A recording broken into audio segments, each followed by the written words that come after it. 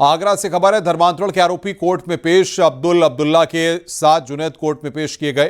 तीनों आरोपियों को सीजेएम कोर्ट में पेश किया गया। आरोपियों को जुडिशियल कस्टडी में भेजा गया है।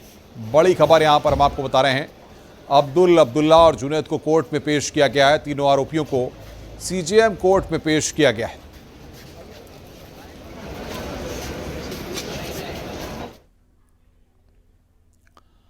आगरा के अवैध धर्मांतरण मामले में अब लगातार नए खुलासे हो रहे हैं। अभी तक पुलिस 14 लोगों को गिरफ्तार कर चुकी है, जिसमें मास्टरमाइंड अब्दुल रहमान के साथ उसके दोनों बेटे और जुनैद कुरैशी भी शामिल है। दिल्ली के रहने वाले जुनैद कुरैशी ने पुलिस पूछताछ में बताया कि वो अब्दुल रहमान के कहने पर यह सारा काम करता था। जुनैद दूसरे धर्म की लड़कियों से पहले सोशल मीडिया के जरिए दोस्ती करता था और फिर प्यार के जाल में फंसाकर जुनैद लड़कियों को दिल्ली बुलाता था। शादी का लालच देकर उनका धर्मांतरण किया जाता था। धर्मांतरण करने के बाद इन लड़कियों को दिल्ली के शाहीन बाग में एक हॉस्टल में रखा जाता था। जबरन नमाज पढ़ाई जाती थी।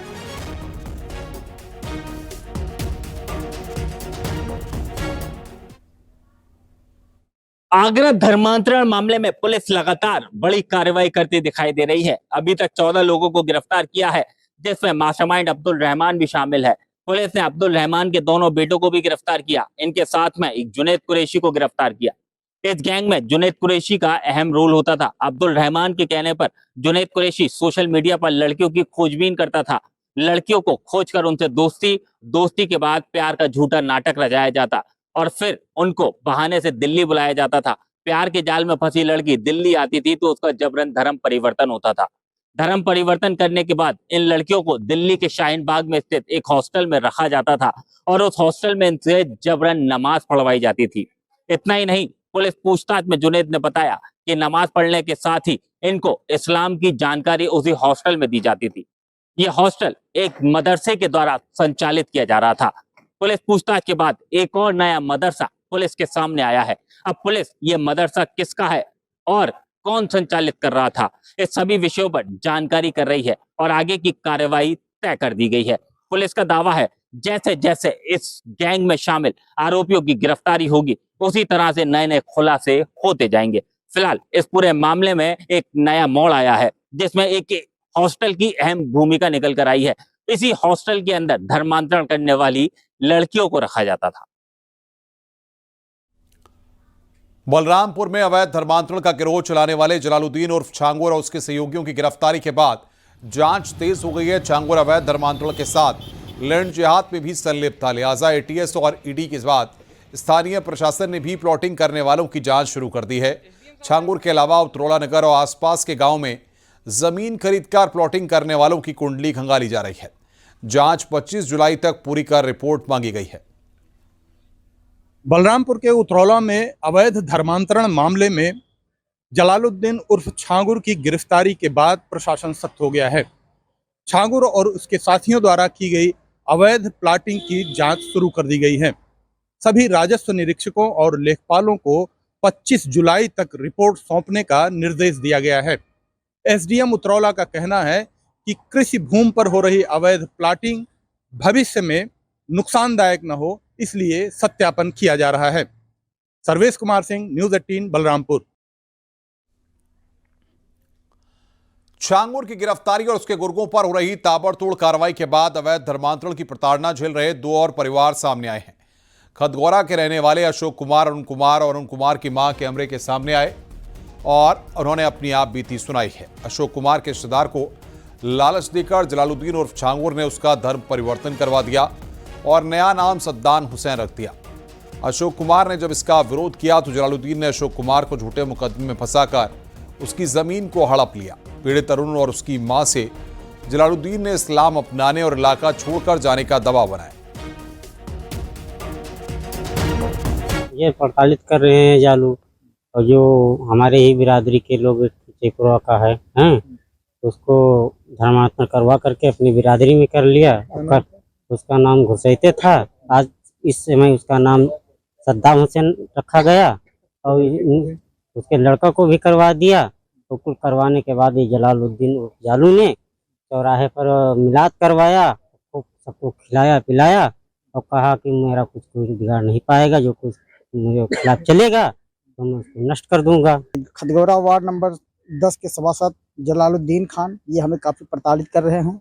हमारी माँ को धर्म परिवर्तन करने के लिए ये ठासा दे रहे हैं कि तुम्हारा घर नहीं बनने देंगे, चाहे जहाँ कहीं भी कोर्ट जतन कर लो, हम तुम्हारा घर नहीं बनवाने देंगे।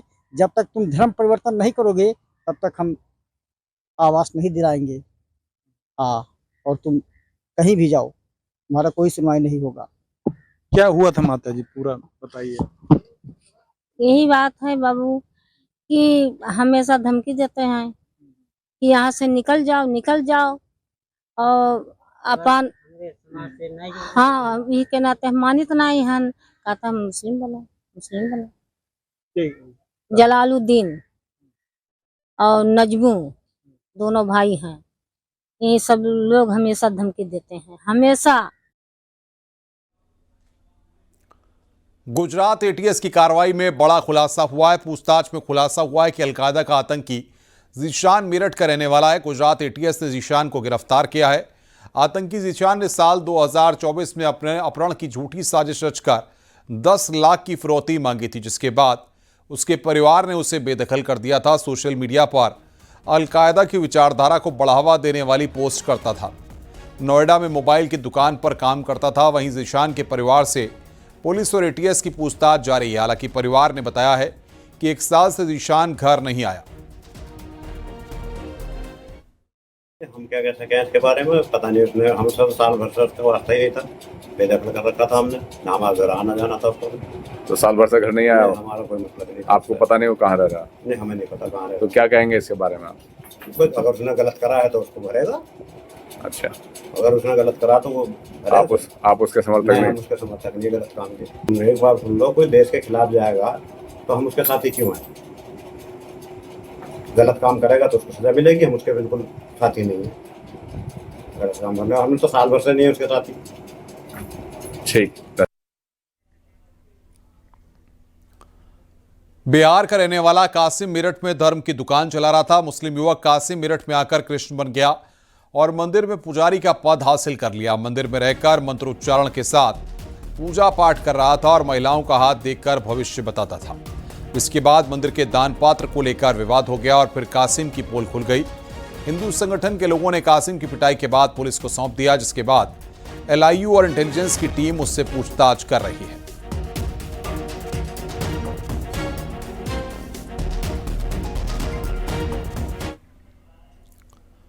वृंदावन में एक बार फिर ऑनलाइन ऑर्डर कर डिलीवरी करने वाले प्लेटफॉर्म से नॉनवेज फूड की डिलीवरी करने का मामला सामने आया है। स्थानीय लोगों ने धार्मिक भावना आहत होने पर पुलिस से लिखित शिकायत की है। वृंदावन के स्थानीय निवासी लक्ष्मण सिंह ने ऑनलाइन कुछ सामान मंगाने के लिए एक ऐप पर ऑर्डर किया। इसी दौरान उनकी नज़र मोमोज के प्रोडक्ट पर गई। इस पर लिखा था पैक्ड चिकन सेल। इसके बाद लक्ष्मण सिंह ने पता लगाया कि क्या इसकी डिलीवरी धार्मिक नगरी वृंदावन में हो सकती है और इसके लिए ऑर्डर कर दिया। लक्ष्मण सिंह के ऑर्डर करने के 10 मिनट के अंदर ही डिलीवरी बॉय ऑर्डर किए गए सामान की डिलीवरी करने के लिए उनके पास पहुंच गया।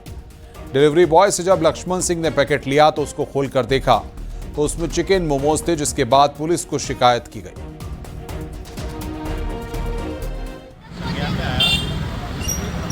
के लिए उसको ऑनलाइन मंगाया गया और पाया गया कि मोमोज के अंदर चिकन डाल के और वृंदावन में ऑनलाइन बेचा जा रहा है।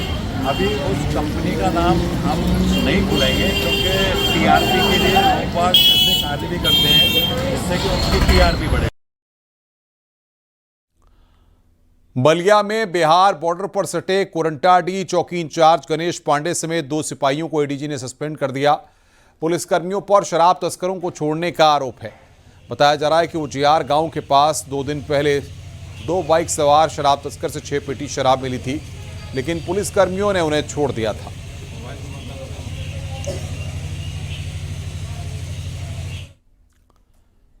बाराबंकी में अरविंद हत्याकांड का पुलिस ने खुलासा कर दिया। अवैध संबंधों की वजह से अरविंद की हत्या हुई थी।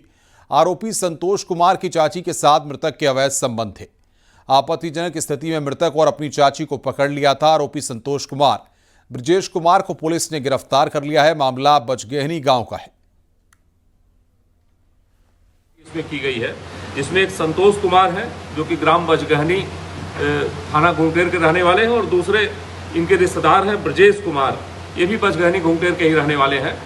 दोनों अभियुक्तों के द्वारा घटना का कन्फेशन किया गया इनसे और सारे साक्ष्यों से जो पूछताछ हुई उसके आधार पर जो तथ्य निकल करके आए, उसमें ये जानकारी हुई कि जो मृतक अरविंद था ये विगत कई वर्षों से वादी के परिवार के साथ रहता था। मुजफ्फरनगर में सनसनीखेज वारदात सामने आई है। यहां एक युवक अपने दोस्त की गर्लफ्रेंड से दोस्ती करना चाहता था, उस पर मिलने का दबाव बना रहा था। यह बात लड़की ने अपने प्रेमी को बता दी। इसके बाद प्रेमी ने अपने अन्य साथियों के साथ मिलकर दोस्ती की हत्या कर दी दोस्त की, और पुलिस ने इस मामले में 5 आरोपियों को पकड़ा है। उनसे पूछताछ की जा रही है। आरोपी प्रेमी अक्षय ने अपनी प्रेमिका सहित अन्य 3 दोस्तों के साथ मिलकर अनुज की हत्या की साजिश रच डाली। आरोपियों में एक नाबालिग भी है। अक्षय कौन सा है? देवरिया में बाइक सवार बदमाशों ने आरओ प्लांट संचालक अमरीश कुशवाहा पर फायरिंग की, जिसमें वो गंभीर रूप से घायल हो गए। आनन फानन में घायल को अस्पताल में भर्ती कराया गया। मामला सदर कोतवाली इलाके का है। फिलहाल पुलिस बदमाशों की तलाश में जुट गई है। अमरीश कुशवाहा उर्फ छोटू पुत्र स्वर्गीय अयोध्या कुशवाहा उम्र लगभग 25 वर्ष निवासी लंगड़ी देवरिया थाना कोतवाली जनपद देवरिया को कुछ अज्ञात लोगों द्वारा आपसी कहासुनी के दौरान उसके बाएं पैर में गोली मार दी गई, जिससे वह घायल हो गया, जिसे परिजनों द्वारा इलाज हेतु जिला चिकित्सालय ले जाया गया, जहां वह इलाजरत है तथा स्थिति सामान्य है। उच्चाधिकारियों द्वारा फोरेंसिक टीम व कोतवाली पुलिस के साथ घटनास्थल का निरीक्षण कर लिया गया है। कन्नौज से खबर है, बिजली घर के टावर पर चढ़ा युवक। बिजली घर के टावर पर चढ़कर हाई वोल्टेज ड्रामा किया। नौकरी से निष्कासित करने पर कर्मचारी का ड्रामा। बिजली विभाग में आउटसोर्सिंग कर्मी था युवक को उतारने की कोशिश में पुलिस जुटी हुई है।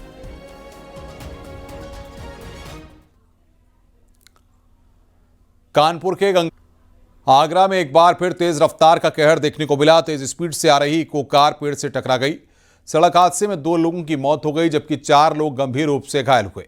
कार के अंदर 6 लोग सवार थे। फिलहाल पुलिस ने शव को कब्जे में लेकर पोस्टमार्टम के लिए भेज दिया है। चित्रकूट में तेज रफ्तार ट्रक ने बाइक पर सवार 2 युवकों को जोरदार टक्कर मारी। मौके पर ही दोनों युवकों की दर्दनाक मौत हो गई। पुलिस ने कार्रवाई करते हुए ट्रक ड्राइवर को हिरासत में लेकर कार्रवाई शुरू कर दी है।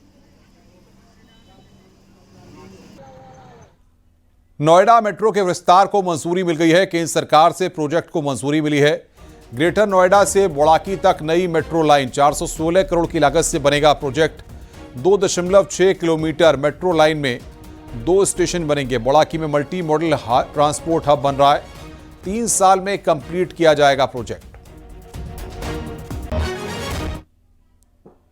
बुड़ाकी तक का जो ग्रेटर नोएडा का हमारा डिपो स्टेशन है एनएमआरसी का, वहाँ से लेके बुड़ाकी तक का 2.6 किलोमीटर का जो एक्सटेंशन है, और में सेंट्रल गवर्नमेंट से इसकी अप्रूवल आ चुकी है। इसकी टोटल लेंथ जैसा हमने बताया कि 2.6 किलोमीटर है, और इसकी टोटल प्रोजेक्ट कास्ट 416 करोड़ है, 416 करोड़ है, और इसमें 2 स्टेशन है। गोरखपुर में 26वीं वाहिनी पीएससी ग्राउंड में बने 11 मंजिल के 200 बेड की क्षमता के बैरक का लोकार्पण किया गया। मुख्यमंत्री योगी आदित्यनाथ ने बैरक का लोकार्पण किया। गोरखपुर के सांसद रवि किशन भी इस मौके पर मौजूद रहे। सीएम योगी ने पिछली सरकारों पर हमला बोलते हुए कहा कि आज से 8 साल पहले यूपी कहने पर दूसरे राज्यों में कोई होटल धर्मशाला में कमरा नहीं देता है। आज यूपी कहने पर सामने वालों के चेहरे पर चमक आ जाती है, सम्मान मिलता है। आज उत्तर प्रदेश पर कोई बाहर का व्यक्ति हंस नहीं सकता, कोई व्यक्ति उंगली नहीं उठा सकता, यहां के परसेप्शन के बारे में कोई उंगली नहीं उठा सकता। आज उत्तर प्रदेश का नौजवान देश के अंदर कहीं भी जाता है, लोग जब उससे पूछते हैं कहां से हैं, अगर वो बोलता है कि मैं उत्तर प्रदेश से हूं, गोरखपुर से हूं, लखनऊ से हूं, आजमगढ़ से हूं, या किसी भी जनपद का नाम लेता है, तो आज सामने वाले के चेहरे पे एक नई चमक दिखती है कि अच्छा उत्तर प्रदेश से। बहनों और भाइयों, 8 वर्ष पहले यह स्थिति नहीं थी। 8 वर्ष पहले उत्तर प्रदेश का नाम लेने का मतलब आपको होटल और धर्मशाला में भी रूम नहीं मिलता था, किराए पे कोई कमरा नहीं देता था। उत्तर प्रदेश का नाम सुनकर के ही लोगों को एक प्रकार का डरावना दृश्य उनके सामने आ जाता था। आज इस डरावने दृश्य से उभार करके उत्तर प्रदेश को नए भारत के एक नए उत्तर प्रदेश के रूप में प्रस्तुत करने के साथ साथ कानून व्यवस्था की बेहतर नजीर प्रस्तुत करने वाले प्रदेश के रूप में आज जो नया उत्तर प्रदेश देखने को मिल रहा है, इसके लिए उत्तर प्रदेश के उन सभी जवानों का मैं अभिनंदन करता हूं। गोरखपुर में भारत रत्न लोकनायक जयप्रकाश नारायण की प्रतिमा का सीएम योगी ने अनावरण किया। इस मौके पर सीएम योगी ने कहा कि जयप्रकाश नारायण जी की स्मृतियों को पहचान मिल रही है। मैं गोरखपुर के जिला प्रशासन को, विकास प्राधिकरण को, नगर निगम और उन सभी संस्थाओं को इस बात के लिए धन्यवाद दूंगा कि जयप्रकाश जी की इस स्मृति को जीवंत बनाने के लिए इस चौराहे का चौड़ीकरण के दौरान जब मूर्ति को पुनर्स्थापित करने की बात आई तो उन्होंने उसे बेहतरीन सुंदरीकरण के एक केंद्र के रूप में आज यहां पे बदला है। यह अन्य केंद्रों के लिए एक नई प्रेरणा होगी। दिल्ली के हरियाणा भवन में ऑल इंडिया इमाम संगठन की बड़ी बैठक हुई। इसमें देश भर के कई प्रमुख इमाम शामिल हुए। बैठक में आरएसएस प्रमुख मोहन भागवत के साथ मुस्लिम इमामों ने चर्चा की। आरएसएस के कुछ अन्य वरिष्ठ अधिकारी भी बैठक में शामिल हुए। बैठक का प्रमुख एजेंडा इमामों के बीच एकता और सहयोग को बढ़ावा देना है। भारतीय मुसलमानों के धार्मिक और सामाजिक मुद्दों पर मार्गदर्शन देना है, साथ ही सांस्कृतिक और सामाजिक विकास के लिए काम करना है। बता दें कि 70 से ज्यादा मुस्लिम बुद्धिजीवी इस मीटिंग में मौजूद रहे। इमामों ने कहा कि हमारे मन में जो मतभेद थे वो हमने आरएसएस चीफ के सामने रख दिया है और आशा है कि हमारे सभी विषयों को ध्यान में रखा जाएगा। वो बातें सारी हुई, उन्होंने भी आश्वासन दिया आगे भी हम मिलेंगे। क्या अच्छी बातें हुई। पर बात हुई है? यही जो अभी देश में जो हालात चल रहे हैं, आपस में नफरत है, गुस्सा है, खौफ है, डर है, इसी पर बात हुई। सब उन्होंने बड़े ध्यान से सुना सबको और कहा कि हम फिर मिलेंगे दोबारा और हम इसका सॉल्यूशन निकालेंगे। और ऐसा है बिहार के ऊपर कुछ ऐसी नहीं, अलग से किसी स्टेट पर नहीं, टोटल मिला के सब आजकल जो गलतफहमियां चल रही हैं जो हुआ है, इस पर यह भी ध्यान दिया गया कि जितने भी मुद्दे हैं जिस पर एक आपसी सहमति नहीं बन पा रही है, कैसे उस पर बात की जाए, कैसे उस मन मुटाव को जो है वो दूर किया जाए। तो ये जो बैठक है ये करीब 3 घंटे तक चली और बहुत सिक्योरिटी यहाँ पर थी। आम जनता को हरियाणा भवन में अलाउड भी नहीं किया गया था। और इस बैठक के बाद ये बताया जा रहा है कि इसी तरीके से जो है इस बैठक का सिलसिला रहेगा और जितने भी इमाम और सब आए थे, सब जिन मुद्दों को लेकर सोच कर आए थे कि इस पर बात करना बहुत ज़रूरी है, उस पर एक सहमति जो है वो जताई गई है। कैमरामैन जगदीश गौतम के साथ फराह खान, न्यूज़ 18 दिल्ली। भारतीय जनता पार्टी अल्पसंख्यक मोर्चा के अध्यक्ष जमाल सिद्दीकी ने लोकसभा अध्यक्ष को चिट्ठी लिखकर मांग की है कि रामपुर के सांसद मौलाना मोहिबुल्लाह नदवी की जांच होनी चाहिए। चिट्ठी में लिखा है कि नदवी के सांसद पद धारण करने की वैधता की जांच की जाए। दिल्ली वक्फ बोर्ड से वेतन प्राप्त करने का भी जिक्र है। लाभ का पद धारण करने के कारण सांसद पद के लिए अयोग्यता का कारण बन सकता है।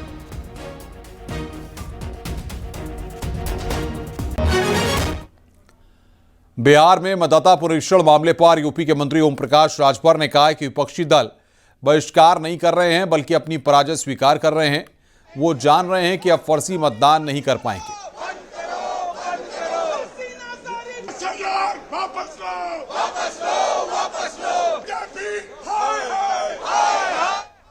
वो जान रहे हैं कि अब फर्जी मतदान कर नहीं पाएंगे। जितने लोग डेथ हुए थे उनका चुनाव आयोग ने निकाल दिया नाम, और जो बाहर दूसरे प्रदेशों में अपना स्थायी निवास बना लिए हैं और वहां जाकर के वोटर लिस्ट में नाम दर्ज करा लिए हैं, तो बिहार में फिर वो उनका नाम वोटर लिस्ट से निकाला जा रहा है। तो ये बात विपक्ष को बुरा लग रहा है कि दोनों जगह होना चाहिए। संविधान से बड़ा कोई नहीं है।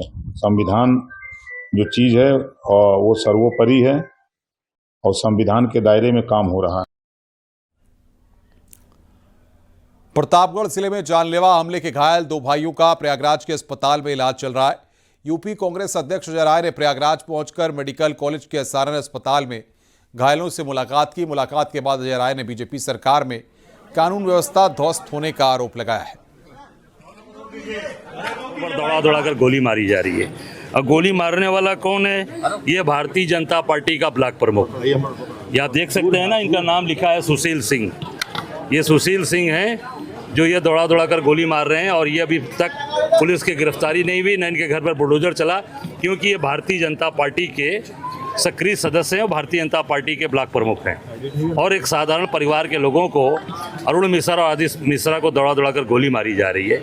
ये पूरी तरीके से जंगल राज चल रहा है उत्तर प्रदेश के अंदर। उत्तर प्रदेश में महिलाओं की आर्थिक भागीदारी के मामले में बड़ा बदलाव देखा गया है। महिला आर्थिक सशक्तिकरण सूचकांक की हालिया रिपोर्ट में महिलाओं की श्रम भागीदारी 2017-2018 के 14% से बढ़कर 2023-2024 में 36% हो गई है। यानी कि महिलाएं अब केवल घर तक सीमित नहीं हैं, बल्कि आर्थिक विकास की अहम भागीदार बन चुकी हैं। उत्तर प्रदेश में महिला श्रम भागीदारी में बड़ी बढ़ोतरी देखने को मिली है। साल 2017-18 में जहां ये दर महज 14% थी, वहीं 2023-24 में ये बढ़कर 36% हो गई है। ये बदलाव सिर्फ आंकड़ों का नहीं है, बल्कि महिला आर्थिक सशक्तिकरण की दिशा में एक ठोस कदम भी है कि उत्तर प्रदेश की महिलाएं अब सिर्फ भाग नहीं ले रही हैं, बल्कि नेतृत्व में भी आगे बढ़ रही हैं। कैमरा पर्सन मनोज शाही के साथ दीपिका दीक्षित, न्यूज़ 18 लखनऊ। प्रदेश के जल शक्ति मंत्री स्वतंत्र देव सिंह आज अयोध्या पहुंचे और प्रभु रामलला का दर्शन पूजन किया। बाढ़ की संभावनाओं को लेकर अधिकारियों से चर्चा की। प्रदेश में संभावित बाढ़ को लेकर जल शक्ति मंत्री ने कहा कि पिछले साल जुलाई में ही बाढ़ आ गई थी, लेकिन इस साल शांति है। क्या है, उत्तर प्रदेश में इस समय हमारे सामने चुनौती रहती थी बाढ़ की, लेकिन पिछले साल तो जुलाई के महीने में भयंकर बाढ़ आ गया था। इस बार शांति है। बाढ़ अभी कहीं ऐसे स्थानों पर नहीं है। थोड़ा लोकल बरसात के कारण चित्रकूट में मंदाकिनी में कुछ घंटों के लिए बाढ़ आया था। 8-10 घंटे पानी आया था, फिर उसके बाद नुकसान करते हुए निकल गया था। रुक रहे हैं यहाँ पर ब्रेक के लिए। खबरों का सिलसिला लगातार जारी है।